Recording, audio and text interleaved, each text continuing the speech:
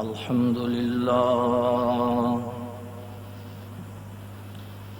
لله وكفى وسلام على عباده الذين اصطفى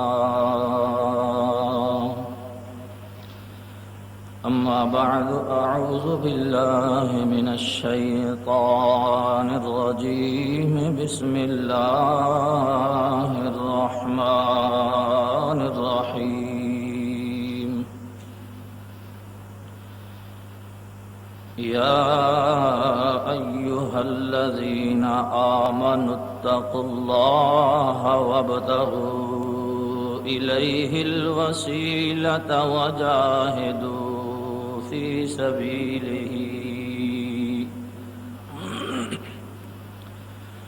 وجاهدوا في سبيله لعلكم تفلحون صدق الله مولانا العظيم وصدق رسوله النبي الكريم الأمين إن الله وملائكته يصلون على النبي يا أيها الذين آمنوا صلوا عليه وسلموا تسليما الصلاة والسلام عليك يا سيدي يا رسول الله الصلاة والسلام عليك يا سيدي يا حبيب الله الصلاة والسلام عليك يا سيدي يا نبي الله وعلى آلك وأصحابك يا سيدي يا نور الله سبھی حضرات محبت سے پڑھیے بلغ العلا بکمالہ کشف الدجى بجمالہ کشف الدجى علیہ حسن جمیع خصالہ صلوا علیہ وآلہ صلوا علیہ جسے چاہا در پہ بلا لیا جسے چاہا در پہ بلا لیا جسے چاہا اپنا بنا لیا جسے چاہا در پہ بلا لیا جسے چاہا در پہ بلا لیا جسے چاہا اپنا بنا لیا یہ بڑے کرم کے فیصلے یہ بڑے نصیب کی بات ہے یہ بڑے کرم کے فیصلے یہ بڑے نصیب کی بات ہے بلغ العلا بکمالہ کشف الدجى حسن جمیع خصالہ صلوا علیہ وآلہ صلوا علیہ صلی اللہ تعالی علیہ وآلہ وصحبہ وسلم اللہ تعالیٰ کی توفیق خاص سے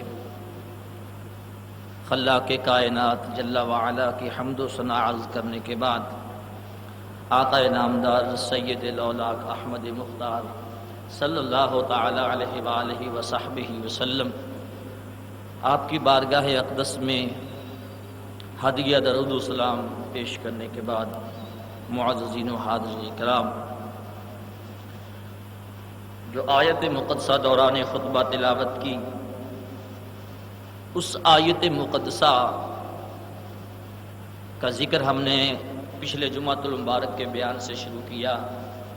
اس کا پہلا حصہ تھا آمنو یا ایھا الذین آمنو، اے ایمان والو۔ تو مومن کسے کہتے ہیں، مومن کون ہوتا ہے، ایمان کسے کہتے ہیں، اس پر پچھلے جمعۃ المبارک کو گفتگو ہو گئی مختصراً۔ آج اگلا جملہ ہے اتقوا اللہ، اور اللہ سے ڈرو۔ تو وحدہ لا شریک نے اپنی ذات سے ڈرنے کا حکم کن کو دیا؟ اہل ایمان۔ کن کو دی؟ اہل ایمان کو، جبکہ ساری کائنات اس کی تخلیق ہے، سبھی کا مالک اللہ ہے، سبھی کا خالق اللہ ہے، مسلم بھی اسی کے، غیر مسلم بھی۔ لیکن جب اس نے تقوی کی بات کی تو پھر فرمایا اے ایمان والو، تقوی تمہارے لیے۔ تقوی کن کے لیے؟ کیونکہ ایمان نہ ہو تو تقوی آ نہیں سکتا، تو تقوی کے لیے مومن ہونا ضروری ہے۔ تو جب بندہ مومن بن جاتا ہے تو پھر دوسرا سٹیپ اس کے لیے تقوی کا اختیار کیا۔ اس آیت میں اللہ نے حکم دیا اب دوسرا سٹیپ تیرا یہ ہے کہ تو مومن ہو گیا، میرے اور میرے حبیب پر تو ایمان لے آیا، آخرت پر ایمان لے آیا، قبر و حشر پر تیرا ایمان ہو گیا، فرشتوں پر تیرا ایمان ہو گیا، اور یوم آخرت پر بھی تیرا ایمان ہو گیا، تو تجھے شک نہیں رہا، تجھے شک رہا۔ اگر شک سے تو پاک ہے تو اب آ میری طرف کہ میں تجھے بتلاؤں کہ تقوی کسے کہتے ہیں، تقوی تیرے اندر کیسے آئے گا۔ تو فرمایا یا ایھا الذین آمنوا اتقوا اللہ، اے ایمان والو اللہ سے ڈرو۔ تو رب سے ڈرنے کا نام تقوی ہے۔ جو اللہ سے ڈر گیا وہ متقی ہو گیا۔ جب کوئی کسی سے ڈرتا ہے تو اس کی مرضی کے خلاف کام نہیں کرتا۔ تو ڈر والوں کا مقام کیا ہے؟ اللہ فرماتا ہے جو مجھ سے ڈرتے ہیں ان کا مقام کیا ہے۔ قرآن پاک میں وحدہ لا شریک نے بڑے پیارے انداز میں فرمایا وَأَمَّا مَنْ خَافَ مَقَامَ رَبِّهِ وَنَهَى النَّفْسَ عَنِ الْهَوَىٰ فَإِنَّ الْجَنَّةَ هِيَ الْمَأْوَىٰ۔ جو اللہ تعالیٰ کے حضور اس کی بارگاہ میں کھڑے ہونے سے ڈر گیا اور اپنے نفس کو ہر نفسانی خواہش سے روک لیا، فرمایا اس کے لیے جنت میں بہت پیارا اور اعلیٰ ٹھکانہ ہے۔ اس آیت میں کیا فرمایا؟ جو میرے حضور اپنے مالک کے حضور کھڑے ہونے سے ڈر گیا، اور ڈرنے کے بعد کیا ہوا؟ اپنے نفس کو نفسانی خواہشات سے روک دیا، تو اللہ فرماتا ہے پھر اس کا ٹھکانہ جنت میں اعلیٰ علیین میں ہے، مقام اعلیٰ ہے، تو جنت اس کا ٹھکانہ ہے۔ اللہ اکبر۔ تو اس آیات مقدسہ میں بھی اللہ نے فرمایا جنت کن کا ٹھکانہ ہے؟ جو اللہ سے ڈرتے ہیں۔ ایمان لانے کے بعد جو اللہ سے ڈرتے ہیں وہی فرمایا جنت کے حقدار ہیں، جو ڈرتا نہیں وہ جنت کا حقدار نہیں۔ تو ان آیات مقدسہ سے پتہ چلا جنت ہے اللہ سے ڈرنے والوں کے لیے۔ جنت کن کے لیے ہے؟ اللہ سے ڈرنے والوں کے لیے۔ اب آئیے حضرت امام غزالی منہاج العابدین میں یہ سلسلہ جو ہے تقوی کا، اس کا ذکر کس انداز میں فرماتے ہیں؟ تقوی والوں کا ذکر کس انداز میں فرماتے ہیں؟ وہ فرماتے ہیں اگر تم لوگوں نے ان میرے بتلائے ہوئے، یہ ان لوگوں نے کہاں سے لیے؟ اللہ کے قرآن سے اور آقا علیہ الصلوۃ والسلام کے فرمودات عالیہ سے، کیونکہ یہ لوگ مشاہدہ والے ہیں۔ ایک ہوتا ہے پڑھ لینا، دوسرا ہوتا ہے ساتھ مشاہدہ۔ علم وہی فائدہ دیتا ہے جس کے ساتھ مشاہدے والی آنکھ کھل جائے، وگرنہ بڑے بڑے عالم لوگ بھی جہنم کا ایندھن بن جائیں گے۔ اب آئیے امام غزالی منہاج العابدین میں کس انداز میں انسان کو بریف کرتے ہیں کہ تو کس انداز میں اللہ سے ڈرنا ہے۔ تو نے اکیلا علم جو ہے وہ بھی فائدہ نہیں دیتا، تو امام غزالی فرماتے ہیں الناس کلہم موتا الا العلماء، کہ سارے لوگ مردہ ہیں۔ الناس کلہم موتا، سبھی لوگ مردہ ہیں، الا العلماء، مگر اہل علم لوگ جو ہیں وہ زندہ ہیں۔ اب وہ علم کون سا ہے؟ وہ علم دنیا کا علم نہیں، وہ علم جس علم سے اللہ اور اس کے رسول کی شناخت ہو جائے، اللہ کی معرفت مل جائے، اس علم کا ذکر ہے۔ تو فرمایا لوگو تمام لوگ مردہ ہیں، زندہ کون ہیں؟ اہل علم۔ پھر آگے کیا فرماتے ہیں؟ فرمایا العلماء کلہم نیام الا العاملین، تمام علماء سوئے ہوئے ہیں، تمام علماء سوئے ہوئے ہیں، جاگتے وہی ہیں، الا العاملین، مگر جنہوں نے اپنے علم پر عمل کیا، اپنے علم پر عمل کیا۔ فرمایا سبھی علماء، العلماء کلہم، سارے علماء نیام، سوئے پڑے ہیں، گہری نیند میں ہیں، مگر ان میں جاگ کون رہا ہے؟ جو اپنے علم پر عمل کرتا ہے۔ کتنے ہی باتیں ہو گئیں؟ دو۔ اب آؤ تیسرے مقام پر، حضرت امام غزالی کیا فرماتے ہیں؟ فرمایا والعاملون کلہم فی خسران الا المخلصین، کہ تمام اہل عمل لوگ جو ہیں، عمل کرنے والے بھی، بات بڑی قابل غور ہے، تمام اہل عمل، عالم پھر عمل کرنے والا، پھر جب علم پر عمل کر لیا فرمایا والعاملون کلہم فی خسران الا المخلصین، پھر سارے کے سارے عمل کرنے والے جو ہیں یہ بہت زیادہ گھاٹے میں ہیں، اور گھاٹے سے بچنے والے کون ہیں؟ جو اپنے عمل میں مخلص ہیں، جو اپنے عمل میں مخلص ہیں وہی خسارے سے بچنے والے ہیں۔ پھر چوتھے مقام پر آپ ارشاد فرماتے ہیں والمخلصون کلہم علی خطر الا الخائفین، پھر سارے کے سارے اخلاص والے بھی خطرے میں ہیں، اور خطرے سے وہی بچے گا جو اللہ سے ڈرنے والا ہے۔ یہ ہے تقوی، یہ ہے اللہ کا ڈر۔ تو فرمایا سارے عالم لوگوں کو، عام لوگوں کو تو انہوں نے مردہ کہہ دیا، فرمایا جو علم نہیں رکھتا وہ مردہ ہے۔ تو اب تھوڑی سی تفسیر اس کی کر دیتا ہوں۔ الناس کلہم موتا الا العلماء، سبھی لوگ مردہ ہیں، زندہ کون ہیں؟ جو اہل علم ہیں۔ قرآن ارشاد فرماتا ہے، وحدہ لا شریک نے ارشاد فرمایا هل يستوي الذين يعلمون والذين لا يعلمون، کیا اہل علم، علم والے اور غیر علم والے دونوں برابر ہو سکتے ہیں؟ اللہ کیا فرما رہا ہے کہ علم والا عالم اور جاہل برابر، بولیے تو صحیح، عالم اور جاہل برابر نہیں ہو سکتا۔ قرآن یہ کہتا ہے عالم اور جاہل برابر نہیں ہو سکتا ہے۔ آج دور اس کا الٹا گیا ہے، آج عالموں کا امتحان جاہل لے رہے ہیں، آج عالموں کا امتحان جہلا لے رہے ہیں۔ ارے دوستو، تو فرمایا عالم اور جاہل برابر نہیں ہو سکتے، کیونکہ تم میں سے وہ زندہ ہے تم میں سے وہ تو هل يستوي الذين يعلمون والذين لا يعلمون، عالم اور جاہل، ان پڑھ اور علم والے برابر نہیں ہو سکتے۔ تو اسی پر امام غزالی بول گئے لوگوں سبھی لوگ مردہ ہیں، زندہ کون ہیں؟ علم والے لوگ زندہ ہیں جنہوں نے اللہ کی معرفت کا علم حاصل کر لیا۔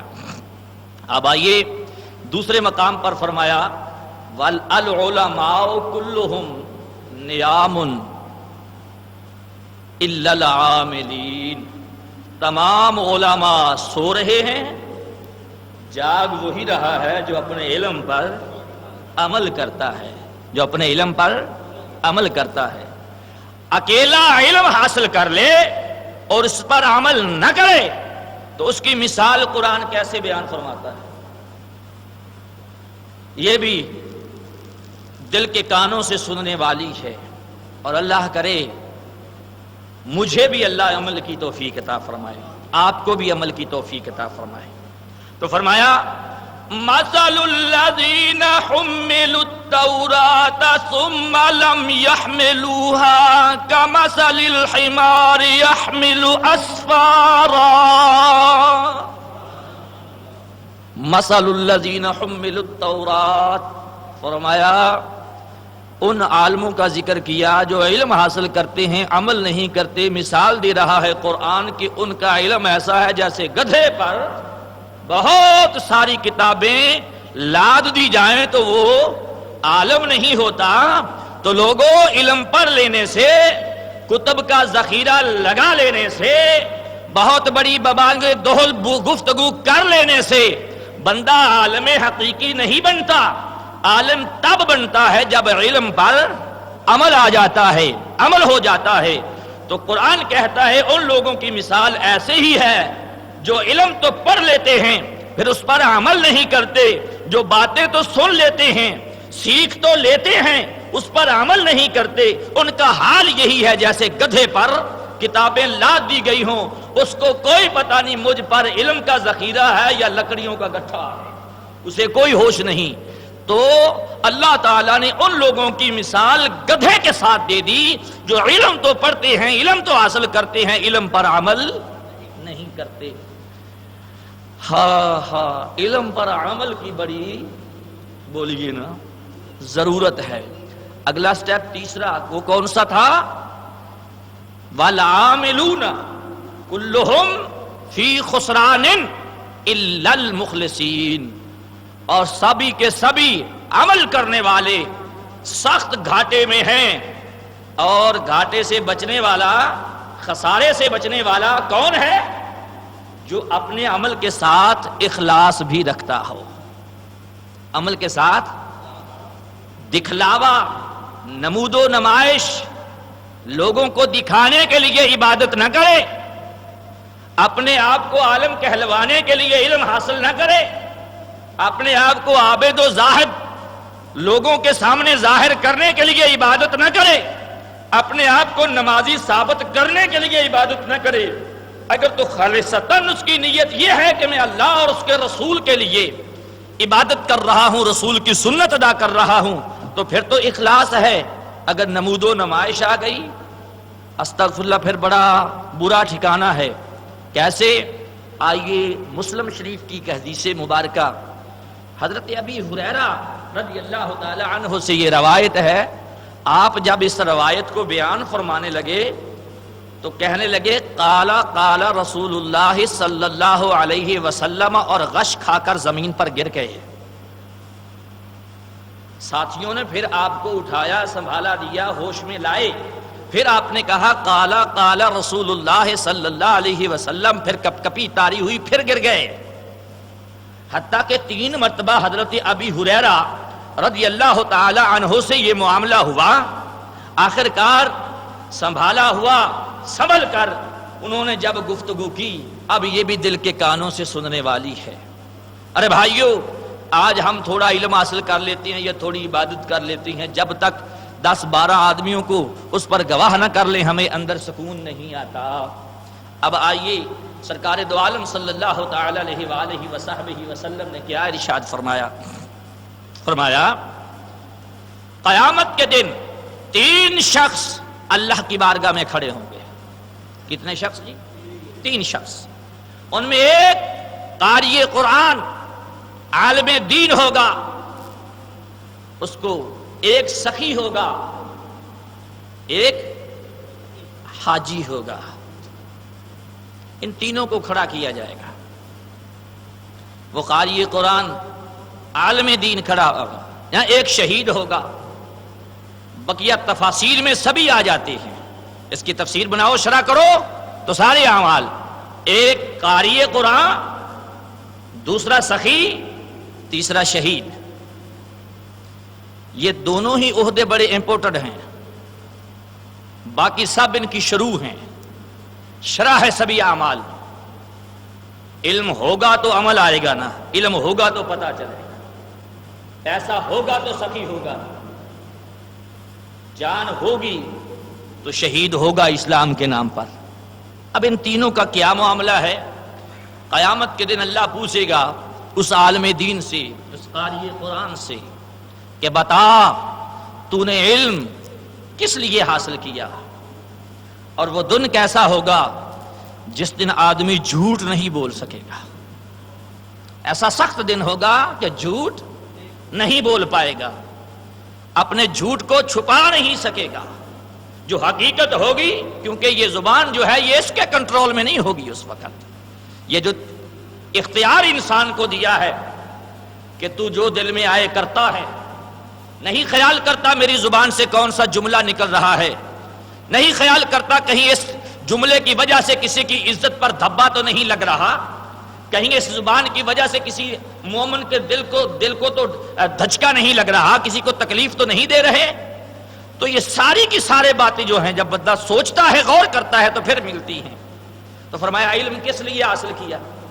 تو وہ بندہ عرض کرے گا مولا علم تو میں نے اس لیے حاصل کیا تھا کہ لوگ مجھے قاری کہیں، لوگ مجھے مفتی کہیں، لوگ مجھے عالم دین کہیں، لوگ میرے لیے صف در صف کھڑے ہو کر میرا استقبال کریں، میرا چرچا ہو، لوگ مجھے سلام کریں اور کہیں بڑا عالم دین ہے.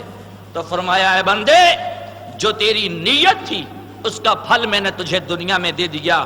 لوگوں سے تجھے مفتی بھی کہلوا دیا، لوگوں سے تجھے قاری بھی کہلوا دیا، لوگوں سے تجھے عالم دین بھی کہلوا دیا. لوگ تیرے ادب میں بازاروں میں کھڑے ہو جایا کرتے تھے، لوگ جب تو مسجد میں داخل ہوتا تھا کھڑے ہو کر تیرا استقبال کیا کرتے تھے. جو تیری نیت تھی وہ میں نے دنیا میں پوری کر دی. ارے فرشتوں، یا اللہ حکم فرمایا اس کو پاؤں سے پکڑو، گھسیٹ کر جہنم میں پھینک دو. استغفر اللہ الا یعظم باللہ. میرے مولا ہماری کروڑہ مرتبہ توبہ. جتنے خون کے قطرے ہمارے جسم میں ہیں ان قطروں سے بھی بڑھ کر توبہ. جتنی کائنات میں ذرے ہیں ان کائنات کے ذروں سے بڑھ کر توبہ کہ مولا ہمارے اندر یہ خیال نہ آنے دینا کہ ہم علم کے پھندے میں پھنس جائیں.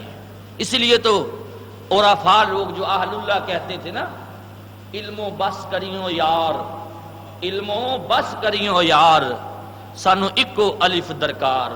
علم و بس کریوں یار، اس کا مطلب کیا ہے؟ اس کا مطلب بعد لوگوں نے جہالا فقیر جو ہیں، جو جاہل فقیر ہیں، علم کے بغیر عمل نہیں آتا، علم کے بغیر. اور باہو سلطان فرماتے علم و بات جو کرے فقیری کافر مرے دیوانہ ہو. علم کے بغیر فقیری نہیں آتی. یہ جو جاہل فقیر ہیں یہ تو خود جہنم کا ایندھن ہے. یہ جاہل پیر بنے پھرتے ہیں، 10-10 12-12 انگوٹھیاں ہاتھوں میں اور بڑے بڑے کڑے ڈال لیے اور بالوں کو چھوڑ دیا عورتوں کی مانند. اور جناب علم پلے میں نہیں، نہ حرام کی تمیز نہ حلال کی تمیز، نہ فرائض و واجبات و سنن کا خیال، بس پیر بن بیٹھا. یہ تو خود جہنمی ہے. ان لوگوں نے قوم کو کیا دینا ہے؟ تو فقیری کے لیے پہلے علم ضروری ہے، پہلے علم ضروری ہے جس سے پاک و ناپاک کا پتہ چلے، حرام و حلال کی تمیز ہو. ایسے نہیں آ جایا کرتی فقیری، یہ بہت دور کا مقام ہے. تو فرماتے ہیں علم جو ہے جتنا سیکھو اس پر اتنا بولیے نا. جتنا ہوم ورک بچے کو ملے وہ اگر گھر میں جا کر کر لے تو تو صبح اس کو شاباش ملتی ہے. اگر وہ پڑھ کر آ گیا ہے، ہوم ورک گھر کا نہ کرے تو صبح کیا ہوگا؟ بولیے، سزا ملے گی. یہ علیحدہ بات ہے. ہماری گندی حکومت نے، بد کردار لوگوں نے، جہاں سے علم کی شمع پھوٹنی تھی، جن لوگوں نے علم کی شمع کو روشن کرنا تھا، ان کے دروازوں پر جو ہماری علم کی درسگاہیں تھی، ان کے دروازوں پر بورڈ لکھ کر لگا دیجئے، مار نہیں پیار. ایسا جملہ اس قوم میں ٹھونس دیا ان بے غیرتوں نے کہ جس کی وجہ سے ہماری نئی نسل جو ہے یہ تباہ و برباد ہو گئی. اب استاد تو سختی کر سکتا نہیں، اگر کرتا ہے تو فون نمبر دیے ہوئے ہیں، فون کرے. بچے کو کوئی پوچھنے والا نہیں، ٹیچر کی کمبختی ہے. تو پھر وہ لوگ کیا کریں گے؟ جب پنجابی چاہتے ہیں خسماں دا سر کھائے سانوں کی، پڑھے پڑھے نہ پڑھے. اس سب تو بڑی دشمنی اس حکومت نے اس قوم کو لے گئی، سب تو بڑی دشمنی. جب پہلا دور تھا ہم لوگ پڑھا کرتے تھے، ہماری اساتذہ کھالیں ادھیڑ دیا کرتے تھے، اور گھر میں جب شکوہ لے کر جایا کرتے تھے تو آگے سے باپ ڈانٹتا تھا، بیٹا تو اس جہاں میں آیا ہے تو کچھ بن کر دکھا، در سے باہر نہیں نکلنا. تو آج الحمدللہ اچھے اساتذہ اور ماں باپ کی کوشش یہ رنگ لائی کہ مجھے سرکار نے اپنے قدموں میں جگہ دے دی، اپنے ممبر پر بیٹھنے کی حوصلہ افزائی دے دی، اجازت دے دی. تو دوستو آئیے، علم جو ہے جب تک یہ ہمارا دنیا ہوم ورک ہے، یہ دنیا کیا ہے؟ ہمارا ہوم ورک ہے. ہم نے جو سلسلہ عالم ارواح سے ہم کو ملا، جن ہستیوں نے ان کو یاد رکھا، وہ آج بھی اپنی درسگاہوں میں، اپنی خانقاہوں میں وہ اسباق پڑھا رہے ہیں جن کو وہ یاد ہے. جنہوں نے بھلا دیا ان کو پکار پکار کر کہہ رہے آ جاؤ، اپنے اس سبق کو یاد کر لو جو سبق تم نے وحدہ لا شریک سے عالم ارواح میں پڑھا تھا، جس پر تم لوگوں نے قالوا بلا کہہ کر اعلان کیا تھا. آ جاؤ وہ سبق یاد کر لو، یہ تمہارا ہوم ورک ہے. اس دنیا میں اس سبق کو یاد کر لو، وگرنہ کل جب تم دوبارہ اس مقام پر پہنچو گے، کمرہ امتحان میں پہنچو گے، اپنے استاد محترم کے سامنے پہنچو گے، ہوم ورک ہوگا نہیں سوائے سزا کے، اور کوئی راستہ نہ ہوگا. تو اے مسلمان، تو دنیا کے لیے نہیں آیا، تو اس خدا کی وحدانیت کا پرچم بلند کرنے کے لیے آیا ہے. تو شمع رسالت کا پروانہ بن کر آیا تھا. نہ جانے کس نے تجھے ان راستوں سے ہٹا دیا. تو بات کیا کر رہے تھے؟ علم پر عمل کی. والعاملون كلهم فی خسران الا المخلصین. سبھی عمل کرنے والے تو حدیث مبارکہ فرمایا جائے گا، لے جاؤ اس عالم کو، لے جاؤ اس قاری کو، لے جاؤ اس خطیب کو، لے جاؤ اس مدرس کو، لے جاؤ اس کو، اور جہنم کے پاس جہنم میں ڈال دو. دوسرا آئے گا، کون؟ سخی. اے بندے، میں نے تجھے مال دیا، دولت دی، بتا کہاں خرچ کی؟ تو وہ بندہ عرض کرے گا، مولا میں نے تو وہ لوگوں پر، ضرورت مندوں پر. بیٹے گفتگو نہیں، یہ دونوں ساتھی جو گفتگو نہیں، یہاں کچھ آئے ہو تو کچھ سن لو، ہنسنے کی بات. اگر گفتگو کرنی ہے تو باہر چلے جائیں. یہ ان مولویوں کی مسجد نہیں ہے جو کہتے ہیں تم جدھر جاؤ ہم جدھر جائیں. یہاں آؤ تو سنو. نہ میں وہ مولوی ہوں کہ میں فن خطابت دکھلاتا رہوں، میں تو خود کوشش کرتا ہوں کہ کچھ بات کر جاؤں کسی کے دل میں. بولو، کالجز میں جب جاتے ہو تو ٹیچر کی گفتگو ایسے ہی سنتے ہو، تم کیا حاصل کرو گے؟ تمہاری نظر کہنے والے پر ہونی چاہیے. کہاں ہونی چاہیے؟ کہنے والے پر. گفتگو جو کر رہا ہو اس کی طرف توجہ ہونی چاہیے. اسی توجہ کیوں ہونی چاہیے؟ علماء حقہ فرماتے ہیں جو گفتگو کر رہا ہو اس پر اپنی نظریں گار دو، کیونکہ اس وقت اس پر اللہ کی رحمت کا نزول ہو رہا ہے. ہو سکتا ہے نظر مصطفیٰ اور تجلی خدا جو اس پر ہو رہی ہے وہی تمہاری نظروں کا بھی کچھ نہ کچھ سامان بن جائے، وہی کرم کی نظر تم پر بھی آ جائے اور تمہاری بھی بگڑی بن جائے. تو اس لیے جب آؤ تو پھر اپنی گفتگو کو باہر چھوڑاؤ، یہاں آؤ تو جس محفل میں ہو اسی محفل کے بن جاؤ. کچھ حاصل کرنے کی نیت سے، روٹین پوری کرنے کے لیے نہ آیا کرو کہ ہم نے جمعہ پڑھنا ہے.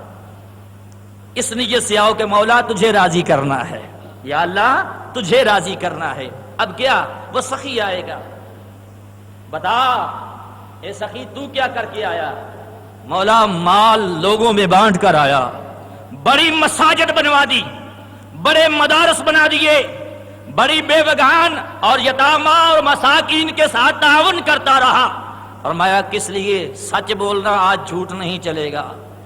تو سرکار دو عالم صلی اللہ علیہ وسلم فرماتے ہیں وہ آدمی کہے گا یا اللہ سچ تو یہی ہے کہ میرے دل میں یہ خیال آتا تھا میں تیرے نام پہ خرچ کرتا ہوں، لوگ مجھے سخی کہیں، لوگ میری عزت کریں، لوگ میری عزت کریں، لوگ میری خدمت کریں، مجھے سیلوٹ کریں کہ بڑا آدمی نیک ہے، بڑا سخاوت کرنے والا ہے.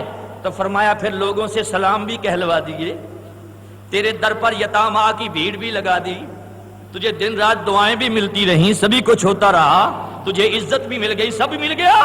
تو چل جو مانگا تھا وہ میں نے تجھے دنیا میں دے دیا. فرشتوں چلو اس کو بھی پاؤں سے پکڑو، گھسیٹ کر جہنم میں پھینک دو. استغفر اللہ استغفر اللہ. پھر وہ شہید آئے گا، اللہ فرمائے گا بتا تو نے کس لیے شہادت اختیار کی؟ تو عرض کرے گا مولا حقیقت تو یہی ہے کہ میرے دل میں تھے لوگ کہیں گے بڑا بہادر ہے، بڑا دین کا درد رکھنے والا ہے. تو فرمایا تیری بہادری کے چرچے ایسے کروا دیے کہ تیری شہادت کے اشتہار میں نے دیواروں پر چسپاں کروا دیے.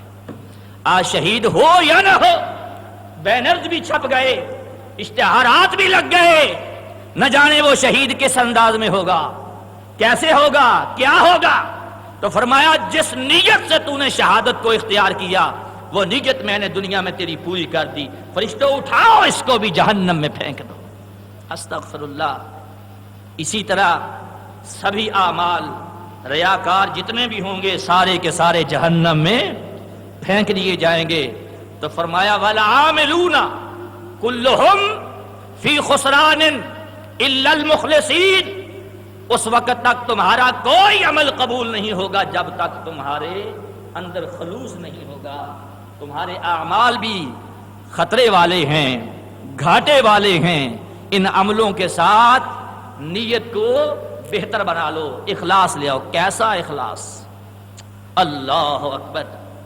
آگے فرماتے ہیں پھر اخلاص جو ہے اس پر بھی امام غزالی نے شرح فرمائی. آپ فرماتے ہیں والمخلصون کلہم علی خطر الا الخائفین. پھر جتنے مخلص ہیں یہ بھی سبھی کے سبھی خطرے میں ہیں. مخلص لوگ بھی سبھی کے سبھی خطرے میں ہیں. اور خطرے سے پاک کون ہے؟ جو اللہ سے ڈرنے والا ہے. جو اللہ سے ڈرنے والا ہے، جو ڈر گیا وہ کامیاب ہو گیا.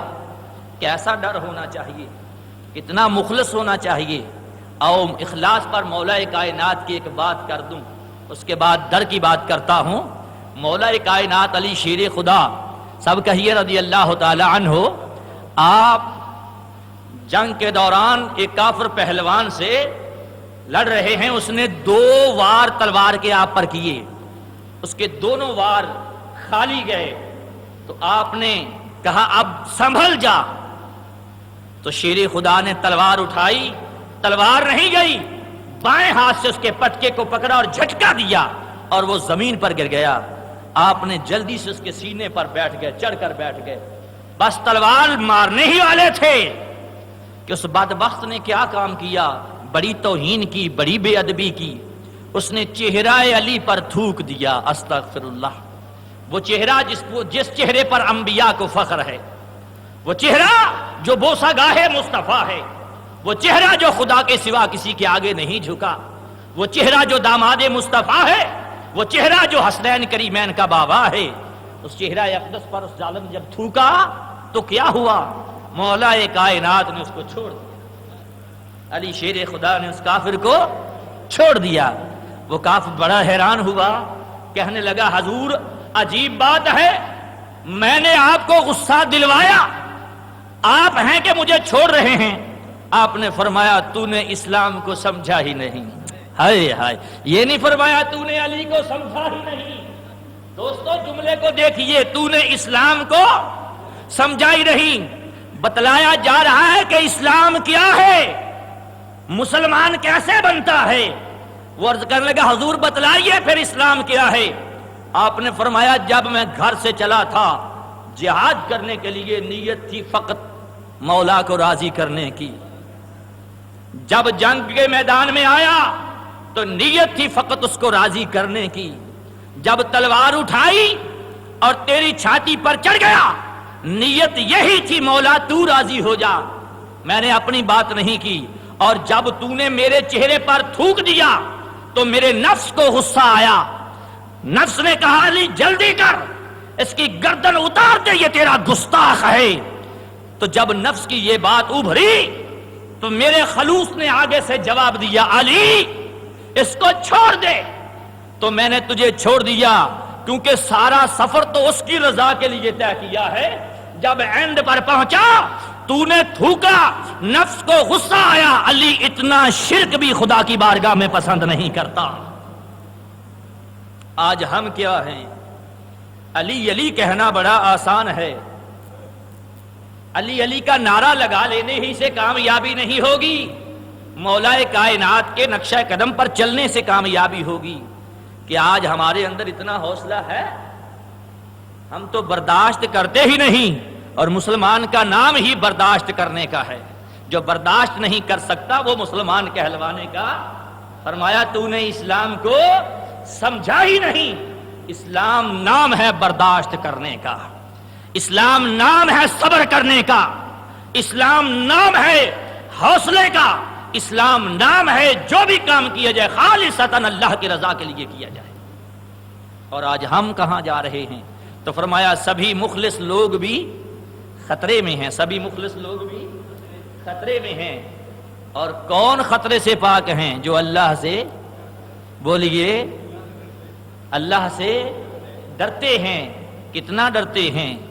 حضرت فضیل بن عیاش رحمت اللہ تعالی علیہ، آپ توبہ سے پہلے بڑے نامی گرامی بہت بڑے ڈاکو تھے، بہت بڑے ڈاکو تھے. آپ کے نام سے عرب کے ریگستان، عرب کے شہر کانپ جایا کرتے تھے. فضیل، نام فضیل کا زبان پر جس کے آ جاتا تھا سننے والے کانپ جایا کرتے تھے. اس سے بچو. تو ایک دن ایک گھر میں ڈاکہ ڈالنے کے لیے دیوار پھاند رہے ہیں، اندر سے گھر والا قرآن پڑھ رہا ہے. اندر سے گھر والا، تو آیت یہ پڑھی الم یان للذین تخشوا ان تخشع قلوبہم لذکر اللہ. کیا ابھی وہ وقت نہیں آیا کہ تمہارے دل اللہ کے ذکر سے لرز جائیں؟ کیا وقت تم پا رہے مسلمانوں؟ ابھی وہ وقت نہیں آیا کہ تمہارے دل جو ہیں اللہ کا نام سن کر لرز جائیں؟ جیسے ہی یہ آیت پڑھی حضرت فضیل بن عیاض ڈاکہ ڈالنے کی نیت سے گھر میں اتر رہے ہیں. بس عربی تھے نا، عربی زبان تھی، تو فوراً اثر ہوا، دیوار سے باہر کی طرف نیچے گرے اور کہنے لگے مولا وہ وقت آ گیا، یا اللہ وہ وقت آ گیا، تیرے ذکر سے میرا کلیجہ دہل گیا، یا اللہ مجھے معافی دے دے، مجھ پر کرم کر دے، مجھے بخش دے. اب وہ وقت آ گیا، یقیناً آ گیا، یقیناً آ گیا. بس روتے ہوئے باہر جنگلوں کی طرف نکل گئے.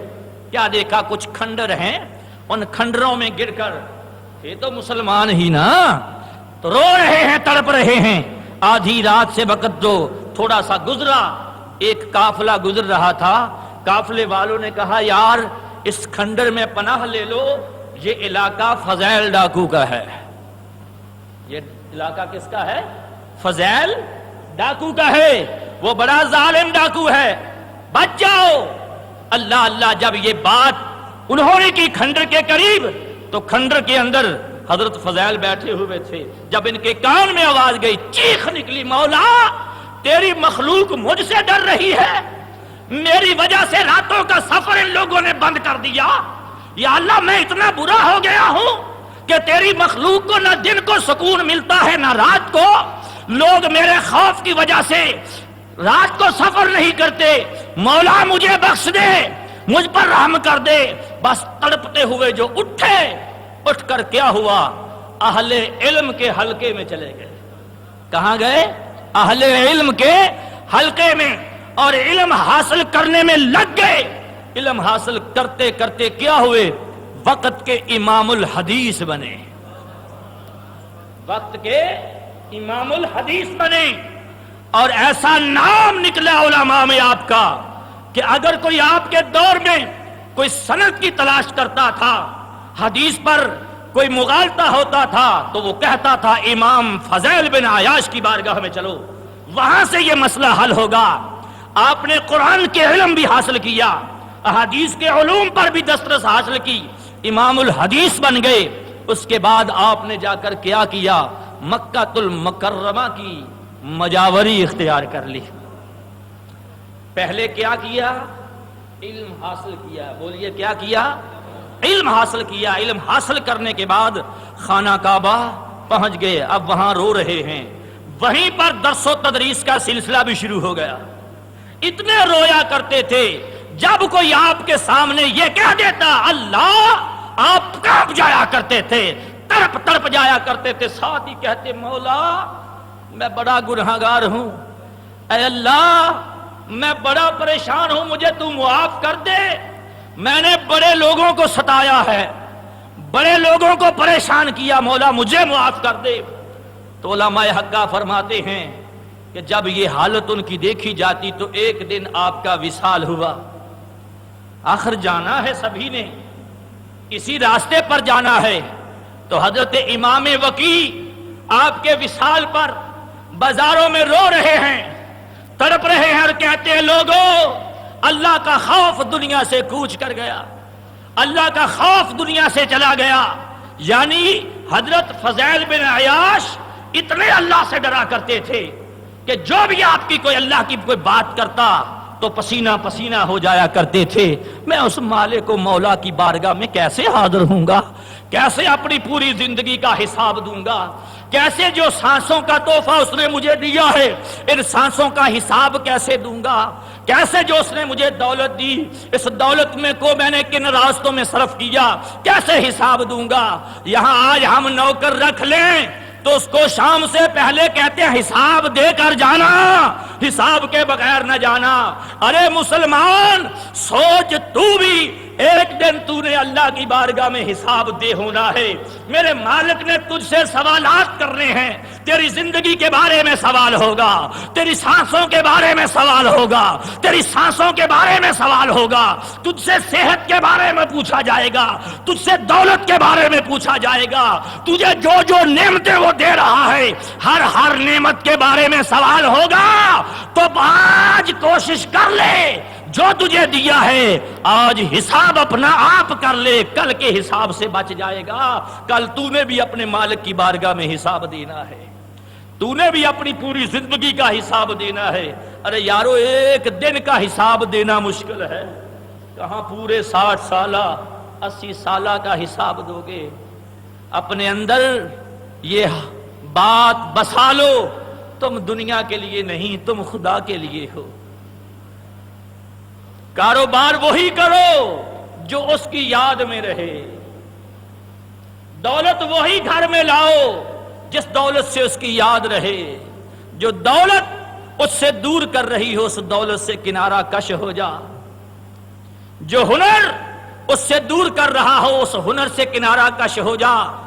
آج سنبھال لے اپنے آپ کو، آج وقت ہے تیرے پاس، تو اگر ادنا سی بھی ریاکاری آ گئی، نہ نمازیں قبول، نہ حج و زکوٰۃ روزہ قبول، جو میں پہلے تفسیر کرتا چلا آ رہا ہوں، تو پھر آخر میں ایک مرتبہ ریپیٹ کر دیتا ہوں، یا ایھا الذین آمنوا اتقوا اللہ، اے ایمان والو اللہ سے ڈرو۔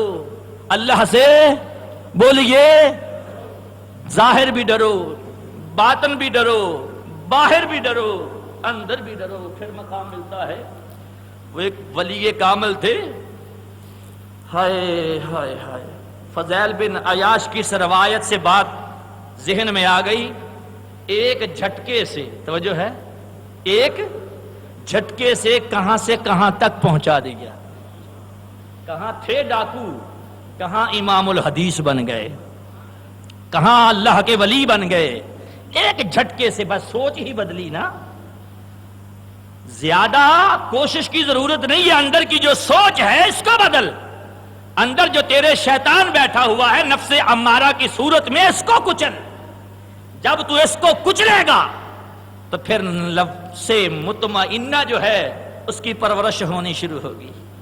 جب اپنے نفس کو تکلیف دے گا روح پر تازگی آنی شروع ہو جائے گی.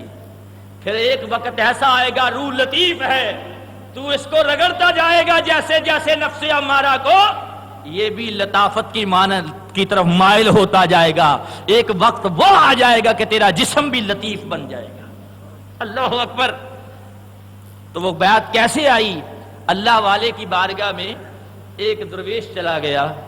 جیسے ہی وہ وہاں پہنچا تو درویش پہلے سے بھی ہوا کرتے ہیں، تو اس کو پیر صاحب جو تھے اہل نظر تھے، اس سے بہت محبت کرنے لگ گئے، اس کو پاس بٹھانے لگ گئے، اس سے علیحدگی میں گفتگو بھی ہونے لگ گئی. جب دوسروں نے دیکھا، کچھ ہوتے ہیں نا حاسد، جو جتنا چاپلوس ہوگا وہ اتنا ہی حاسد ہوگا. میری بات نوٹ کر لو. جو تمہاری چاپلوسی کر رہا ہے سمجھو یہ تمہارے ساتھ مخلص نہیں ہے. جو ادھر سے السلام علیکم جی، ادھر سے السلام علیکم، دنیا کے دکھلاوے، جتنا چاپلوس ہوگا اتنا ہی بڑا دشمن ہوگا تیرا. کسی نے کہا ہے سر سر کہنے والے ہی سر کاٹ دیتے ہیں.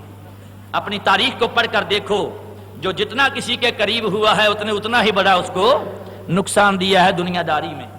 اب آئیے، تو وہ کچھ حاسدین بھی ہوتے ہیں، چاپلوس بھی ہوتے ہیں. انہوں نے دیکھا یار کل آ رہا ہے، آج نور نظر بن بیٹھا، کل آ رہا ہے، آج مقبول بارگاہ بن بیٹھا. جب ان سڑیل لوگوں نے دیکھا کل آ رہا ہے، بولیے تو صحیح، کل آ رہا ہے، اتنی دور تک نکلتا جا رہا ہے، اس کو کوشش کرو سنبھالو. بڑی شکوے شکایت اس کے ہونے لگ گئے، یہ ایسا ہے، یہ ویسا ہے، پیر صاحب یہ ایسے کرتا ہے، یہ ویسے کرتا ہے. ایک دن 10-12 مرید اکٹھے ہو کر پیر کی بارگاہ میں، حضور اس سے آپ بڑی محبت کرتے ہیں، ہم بھی تو آپ کے خادم ہیں، ہم بھی تو آپ کے نوکر ہیں، ہم بھی تو آپ کے اشارے پر مر مٹنے والے لوگ ہیں، ہمیں اتنا قرب کبھی نہیں دیا. تو وہ ولی کامل تھا. کون تھا؟ آپ نے فرمایا اچھا اس کا بھی فیصلہ ہو جاتا ہے، تم کتنے کو مخلص ہو، تم کتنے. تو کیا ہوا؟ گھر سے کچھ مرغیاں منگوائیں اور چھریاں منگوائیں. ہر مرید کو ایک ایک چھری، ایک ایک مرغی دے دی کہ جاؤ جہاں کوئی نہ دیکھے وہاں اس کو ذبح کرو، جہاں تمہیں کوئی نہ دیکھے وہاں اس کو ذبح کر دو. اب کوئی کدھر گیا، کوئی کدھر گیا. یہ جو مقبول تھا، منظور نظر تھا، جس پر شکایات کا انبار تھا، اس کو بھی فرمایا لے بیٹا تو بھی مرغی لے جا اور جہاں تجھے کوئی نہ دیکھے وہاں اس کو ذبح کر دے. چلے گئے سب، کوئی جھاڑی کی اوٹ میں، کوئی دیوار کی اوٹ میں، کوئی کسی اوٹ میں بیٹھے، چھری بسم اللہ ہے اللہ اکبر، سبھی ذبح کر کے لے آئے. یہ جیسے گیا تھا ویسے ہی آ گیا.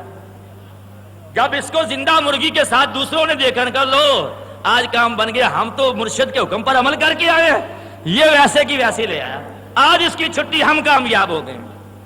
آئے ہاں بھائی تو نے، وہ کہنے لگا جی میں نے تو جنگل میں نکل گیا، دائیں بائیں بڑا دیکھا کوئی نظر نہیں آیا، کسی نے مجھے نہیں دیکھا ہے کہ جھاڑی کے نیچے بیٹھ کر ذبح کر دی. جیسے جیسے جس نے عمل کیا تھا ذبح کا وہ بتا دیا. تو مرشد اس کی طرف نگاہ اٹھائی، فرمایا تو نے ذبح کیوں نہیں کی جبکہ میں نے کہا تھا ذبح کر کے آنا. اس نے عرض کیا حضور آپ نے ساتھ ایک قید لگائی تھی کہ وہاں ذبح کرنا جہاں کوئی نہ دیکھے. تو آقا میں جدھر بھی جاتا رہا خدا دیکھتا رہا، میں جدھر بھی جاتا رہا خدا دیکھتا رہا. میں جھاڑی کی اوٹ میں گیا تو وہیں بھی خدا کو پایا، دیوار کی اوٹ میں گیا وہاں بھی خدا کو پایا. میں جدھر جاتا رہا خدا دیکھتا رہا. اے مولا اے آقا میں کیا کرتا؟ فرمایا او بدبختو یہی تمہیں دکھلانا تھا، قرب ظاہر سے نہیں ملتا. جو بندہ یہ سوچ لے مجھے ہر مقام پر خدا دیکھتا ہے وہ ایسا ہوتا ہے، وہ ہمارا بھی منظور نظر ہوتا ہے، خدا کا بھی منظور نظر ہوتا ہے. تو اے حضرت مسلمان، حضرت انسان، تو بھی دیکھ لیا کر یہ نوٹوں کی گٹی آ رہی ہے، کیا حلال ہے تجھے خدا دیکھ رہا ہے. تو بھی دیکھ لیا کر جب ترازو تو نے اٹھایا ہے کہ اس میں جو تول رہا ہے پورا دیکھ رہا ہے, تجھے خدا دیکھ رہا ہے. تو بھی جب کسی ماں بیٹی کی طرف بری نگاہ سے دیکھ رہا ہے, تجھ پر ایک نگاہ میرے خدا کی ہوتی ہے جو ہر وقت ہر گھڑی تجھ پر رہتی ہے, تجھے دیکھ رہی ہے. اگر تو چوری کی نیت سے جا رہا ہے تو خدا تجھے دیکھ رہا ہے. اگر کسی کی عیب جوئی کر رہا ہے تو خدا تجھے دیکھ رہا ہے. اتقوا اللہ, اللہ سے ڈرو, ظاہراً بھی ڈرو باطناً بھی ڈرو. جہاں جو بھی فعل کرو گے خدا تمہارے ساتھ ہوگا. تو یا ایھا الذین آمنوا اتقوا اللہ, اے ایمان والو اللہ سے دوستو کوشش کر لیجئے. یہ چند سانسوں کا موقع ہے جو مولا نے دیا ہے, ان سانسوں کو اس کے خوف میں گزارنے کی کوشش کیجئے, اس کی مرضی کے مطابق عمل کرنے کی کوشش کیجئے, اس کو اس کی ناراضگی سے بچنے کی کوشش کیجئے. تو اللہ پاک کوشش کرنے والوں پر رحمت فرماتا ہے. یا ایھا الذین آمنوا اتقوا اللہ. اب ان دو جملوں کی مختصراً تفسیر ہو گئی, دو جملوں میں. آگے ہے وابتغوا الیہ الوسیلہ, اس پر انشاءاللہ اگلے جمعے میں بیان ہوگا. وآخر دعوانا ان الحمدللہ رب العالمین. ناظرین, اچھی اور معیاری ریکارڈنگ کے لیے ہمارا پتہ ہے شانی گیسٹ ہاؤس, دکان نمبر 92, اندرون پرانی سبز منڈی, عارف والا. ناظرین, علماء اکرام کی تقریروں کے